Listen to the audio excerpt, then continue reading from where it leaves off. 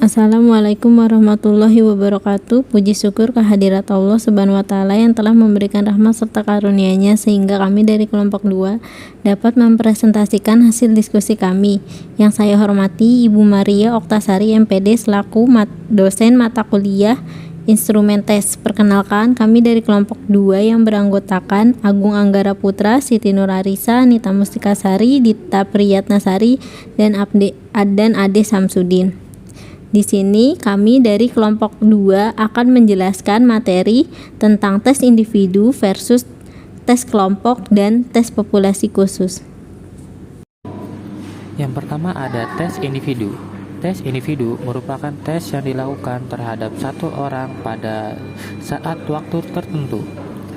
Dalam pelaksanaannya lebih berfokus pada global atau holistik serta tester berhadapan langsung dengan tester. Tujuan utama tes individu yaitu untuk mengukur kemampuan umum atau general traits dari individu, time consuming observasi terhadap tester bisa dilakukan dengan lebih intensif. Skor tidak tergantung pada kemampuan membaca tes. Tes individu adalah pada dasarnya memiliki beberapa jenis-jenis tes yang mencakup pada individual, di antaranya lain tes kepribadian, tes inteligensi, tes kemampuan, dan lain-lain. Semua tes ini menggambarkan karakteristik seseorang dalam berbagai aspek yang diukur melalui tes yang diinginkan dari salah satu jenis tes individual ini. Macam-macam tes individu.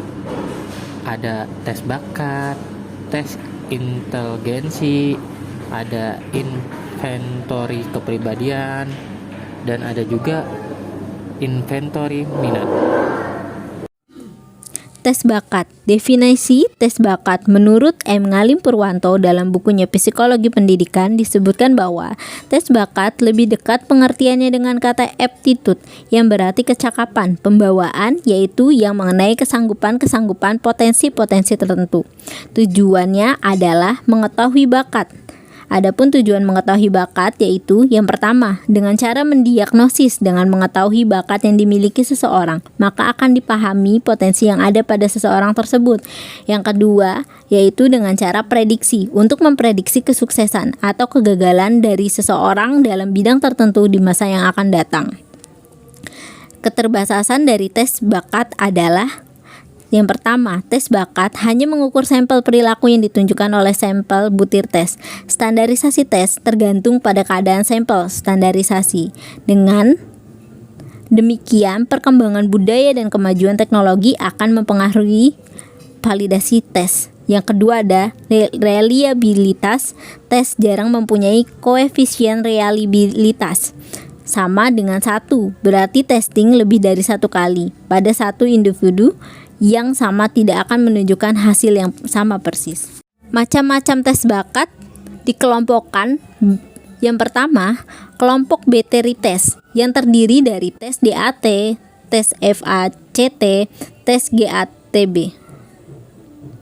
Yang kedua ada kelompok single test yang terdiri dari tes sensori, tes artistik, tes klerikal, tes kreativitas, tes Kraepelin atau Pauli.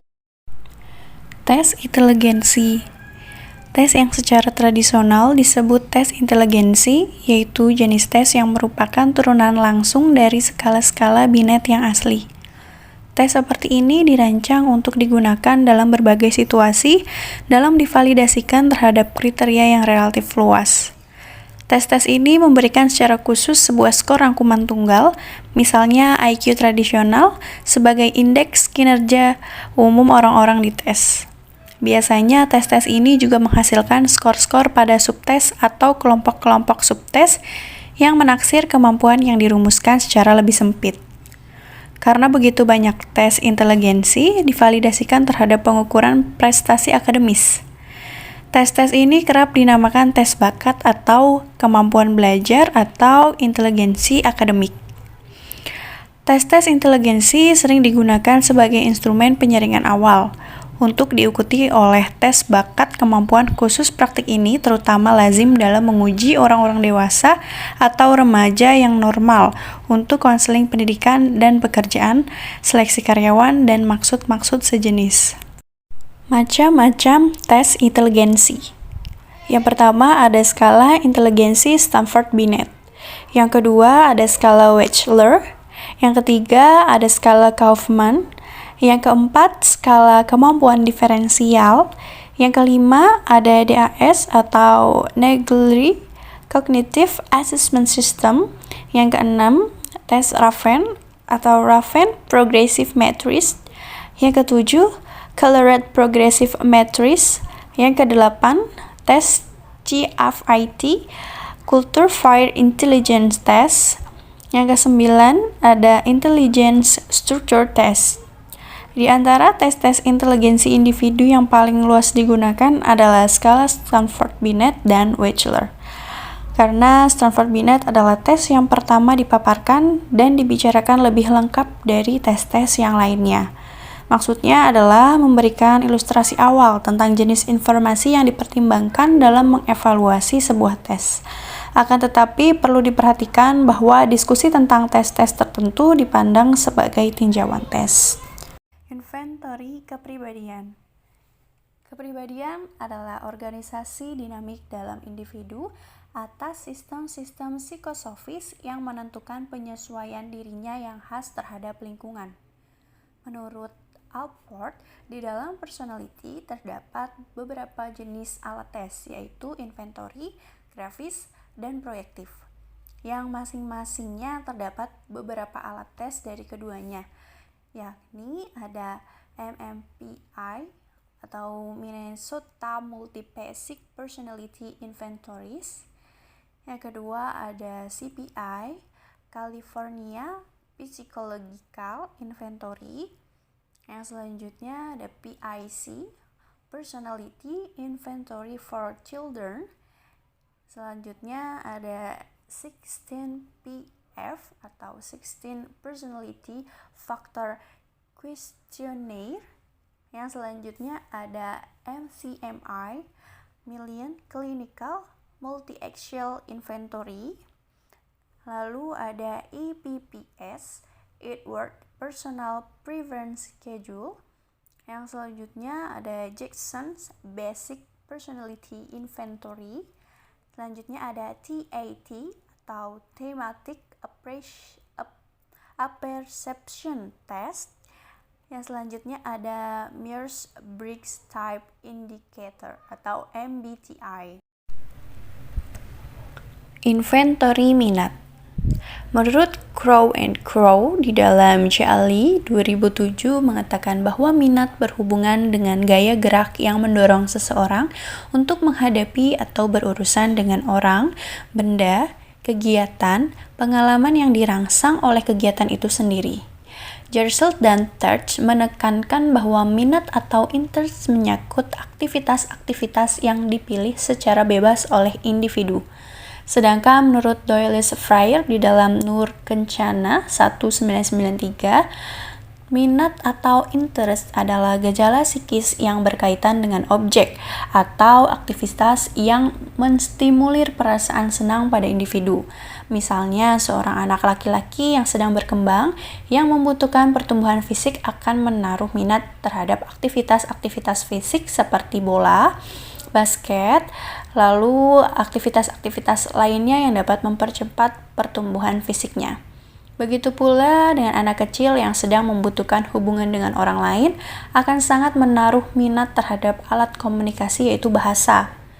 Minat yang timbul dari kebutuhan-kebutuhan anak akan menjadi faktor pendorong bagi anak dalam melaksanakan usahanya. Jadi dapat dilihat bahwa minat adalah sangat penting dalam pendidikan sebab merupakan sumber dari usaha. Anak-anak tidak perlu mendapat dorongan dari luar apabila pekerjaan yang dilakukan cukup menarik minatnya. Lalu tes adalah salah satu cara mengadakan penilaian berbentuk suatu tugas atau serangkaian tugas yang harus dikerjakan oleh anak atau sekelompok anak sehingga menghasilkan suatu nilai tentang tingkah laku dan prestasi anak tersebut yang dapat dibandingkan dengan nilai yang dicapai oleh anak-anak lain atau dengan nilai standar yang ditetapkan. Keuntungan tes kelompok. Tes kelompok dirancang terutama sebagai alat untuk pengetesan massal dengan menggunakan hanya soal-soal yang dicetak dan jawaban-jawaban sederhana yang dapat direkam pada brosur tes atau lembar jawaban atau pada komputer mengabaikan hubungan orang per orang antar penguji dan peserta tes. Cara kedua yang dengannya tes kelompok memudahkan pengetasan massal adalah karena tes ini benar-benar menyederhanakan peran penguji. Dari segi lain, tes kelompok khususnya memberikan norma yang lebih mantap dibandingkan tes individu karena relatif mudah dan cepatnya pengumpulan data pada tes kelompok. Maka, sudah merupakan hal biasa untuk menguji sampel representatif yang benar dalam proses standarisasi. Selanjutnya, kerugian tes kelompok. Dalam pengetesan kelompok, penguji memiliki peluang yang jauh lebih kecil untuk berhubungan, bekerja sama, dan mempertahankan minat peserta tes. Dari segi lain, tes kelompok telah diserang karena keterbatasan pada jawaban peserta tes. Macam-macam tes kelompok.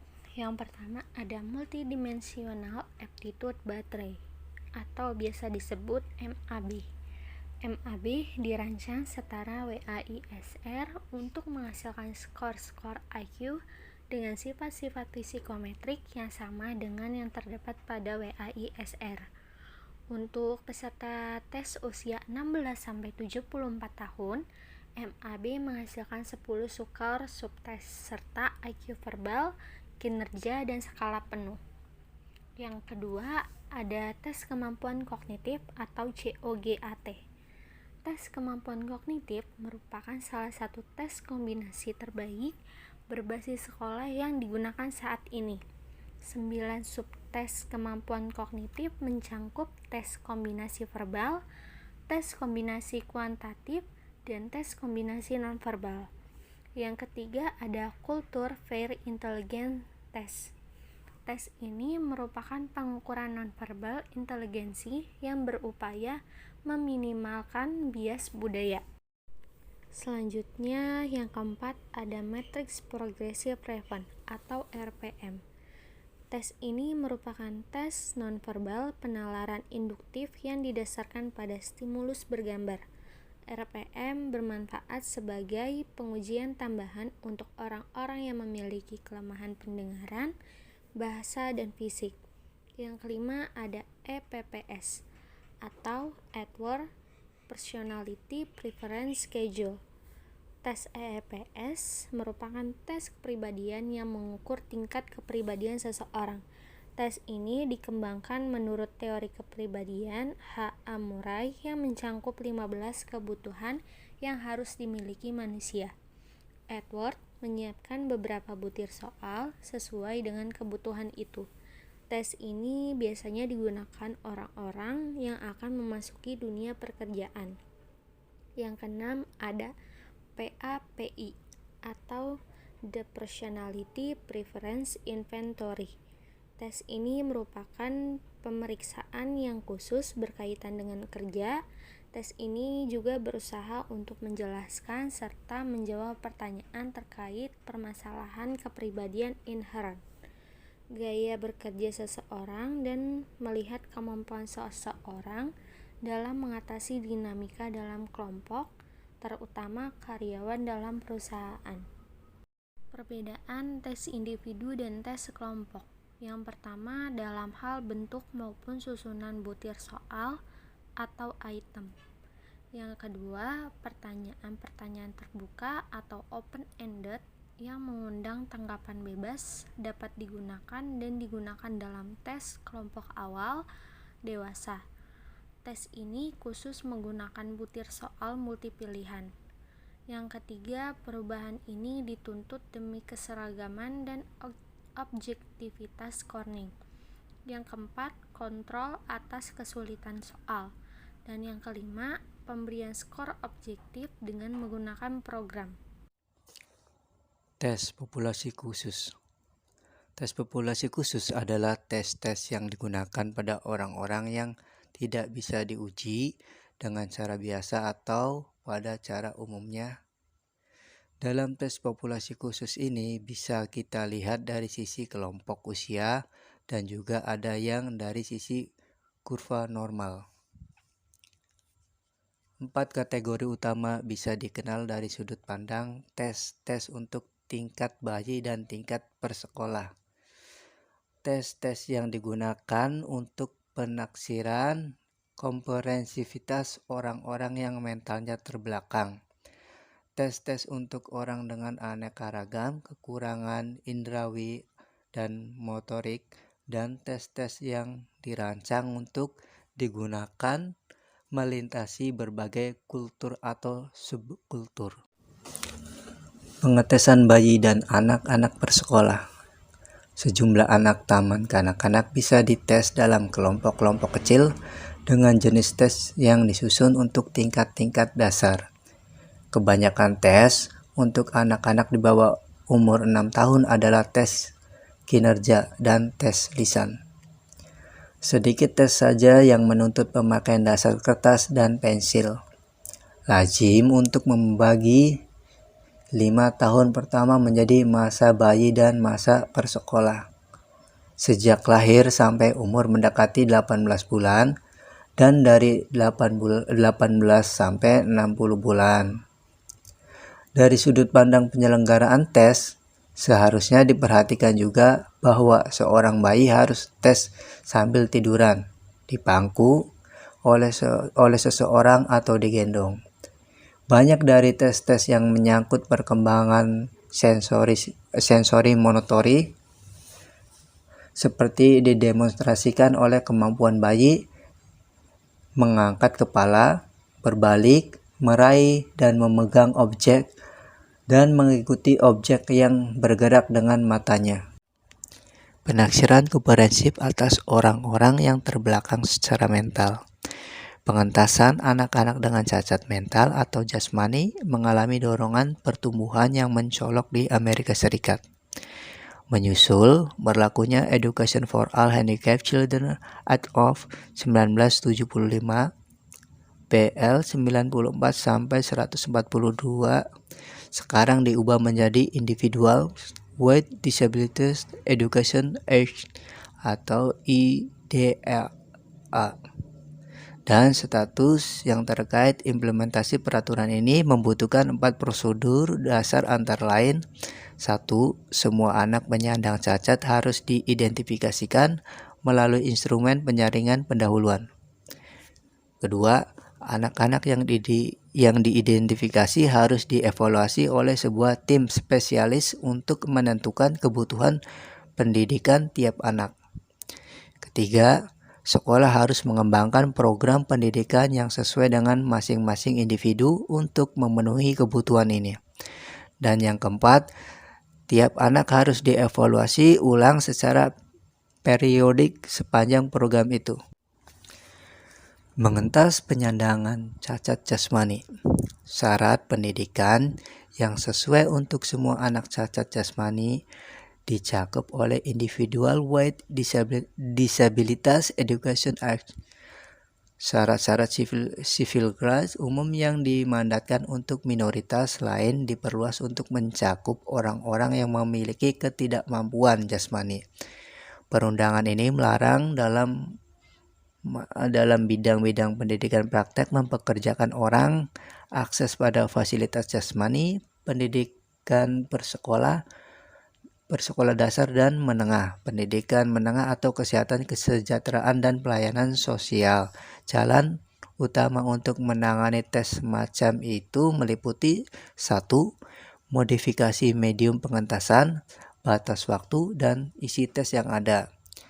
Kedua, penilaian klinis yang disesuaikan dengan individu bersangkutan yang memadukan skor-skor tes, sumber-sumber data lain dari sejarah biografis, wawancara, dan penilaian atas pengamat kehidupan sehari-hari yang mendapatkan informasi secukupnya.